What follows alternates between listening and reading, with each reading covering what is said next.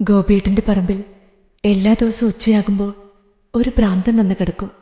ഒറ്റയ്ക്ക് സംസാരിക്കും, ഇടയ്ക്ക് ഒച്ചയുണ്ടാക്കി പൊട്ടിച്ചിരിക്കും, മറ്റു ചിലപ്പോൾ പതിയെ പെറുപിറുക്കും. കുഞ്ഞായിരിക്കുമ്പോൾ തൊട്ട് കാണുന്ന അയാളെ ദൂരെ നിന്ന് കണ്ടാലേ ഞാൻ ഓടി ഒളിക്കും.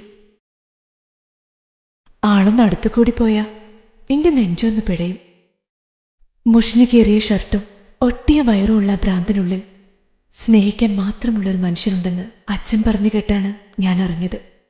ഗോപിയേട്ടൻ്റെ പറമ്പിൽ അയാൾ ദിവസവും വന്ന് കിടക്കാറുള്ള ആ മണ്ണിട്ട പറമ്പിൽ അയാളെ സ്നേഹിച്ച കുറ്റത്തിന് ആത്മഹത്യ ചെയ്ത ഒരാൾ ഉറങ്ങുന്നുണ്ടെന്ന് ഞാൻ അന്നാണ് അറിഞ്ഞത്.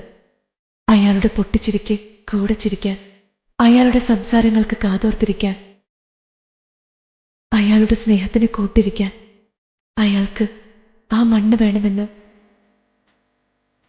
എനിക്കെപ്പോഴാണ് മനസ്സിലായത്.